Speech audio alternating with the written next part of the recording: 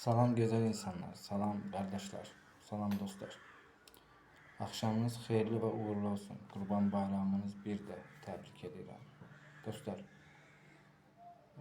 bugün hiç kim gelip kapımı dövmedi. Bütün günü gözlemişim ki kimse gelsin veya zəng vursun bana. Kimse gelmedi. Ama bilmem siz varsınız. Hiç olmasa değilsiniz, Allah canınızı sağ olasın. Yalan da olsun. Bir de Allah'ım var.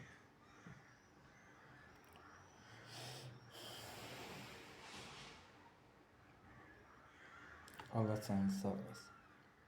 Bugüne de şükür. Bizden pisler de var.